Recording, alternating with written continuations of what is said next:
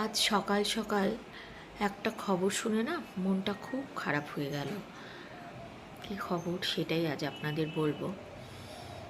মনটা খুব খারাপ লাগছে, মানে অপ্রত্যাশিত একটা খবর, যেটা কখনো স্বপ্নেও ভাবিনি, কল্পনায়ও ভাবিনি। কি বলবো, আমি যে স্কুল থেকে রিটায়ার্ড করেছি সেই স্কুলের একজন টিচার, বয়স অনেকটাই কম, আমার থেকেও অনেক বয়সে ছোট, সে 2-3 দিন আগে শুনলাম মারা গেছেন। শুনে না আমি মনে হচ্ছে আমি আকাশ থেকে বললাম, মানে আমি ভাবতে পারছি না এটা কী করে সম্ভব হলো।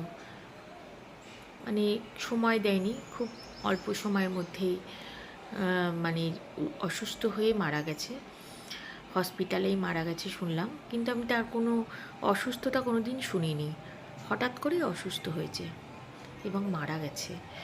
মানে আমি কি বলবো, এক মাস্টারমশাই।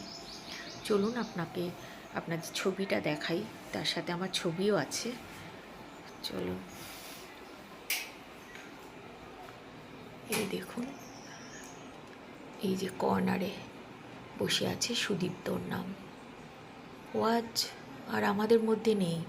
আমি ভাবতে পারছি না, ওর সাথে আমরা কত সুন্দর সবাই মিলে সময় কাটিয়েছি, ওর সাথে কত গল্প করেছি। আজ দেখুন, আমরা এখানে 13 জন আছি, তার মধ্যে এই কর্নারে সুদীপ্ত আজ আমাদের মধ্যে নেই। আমার ছোট ভাইয়ের মতো প্রচণ্ড ভালোবাসি আমি ওদের প্রত্যেককে, আমি খুব ভালোবাসতাম।